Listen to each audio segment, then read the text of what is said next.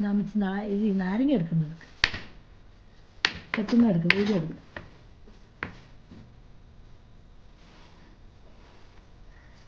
എടുത്തോ ഇതുവാ വീഡിയോ എടുക്കുന്നുണ്ട്. കോപ്പി ചെയ്ത് എന്തിനാന്നറിയാമോ? കറി കിട്ടും ഇതില്ലേ ഈ നാരങ്ങ പുളി നാരങ്ങ എന്ന് പറയും.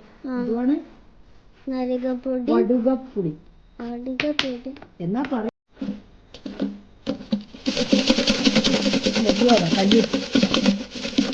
എന്താണ് ചെറുതായി കീറിയത് ചട്ടിയിലേക്ക് ഇടുക.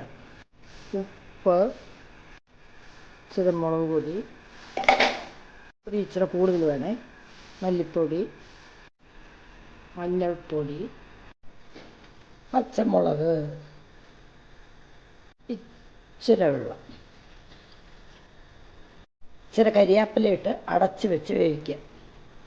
ഈ വലിപ്പത്തിൽ വാളംപുളി എടുക്കുക. ഇത് കഴിഞ്ഞ കൊല്ലത്തെയാണ് കേട്ടോ, അതാണ് ഇങ്ങനെ കറുത്തിരിക്കുന്നത് കണ്ടോ. ഇത് ഇച്ചിരി വെള്ളത്തിൽ പിഴിഞ്ഞിട്ട് ആ വെള്ളം കൂടെ ഈ കറിയിലോട്ട് ഒഴിക്കുക. പുളി ജ്യൂസ് ഇതിലോട്ട് ഒഴിക്കുക. ഇനി ആവശ്യമുണ്ടെങ്കിൽ ഒഴിച്ചാൽ മതിയേ. ഇനി ഇത് നന്നായി ഒന്ന് വേവട്ടെ. ഒരുവിധം വെന്തു, എന്നാലും ഒന്ന് വെന്തോട്ടെ. ഈ കറി നന്നായി വറ്റി കേട്ടോ. ഇനി ഇതിലോട്ട് ഇച്ചിരി കായപ്പൊടി, ഇച്ചിരി ഉലുവാപ്പൊടി. ഇനി ഇതൊന്ന് ചൂടായാൽ നമുക്കിത് കടുതാളിക്കാം.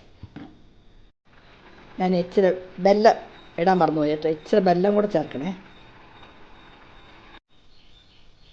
കടുതാളി വടുകപ്പുളി നാരങ്ങാക്കറി റെഡി. നല്ല രുചിയായിട്ടോ അത്.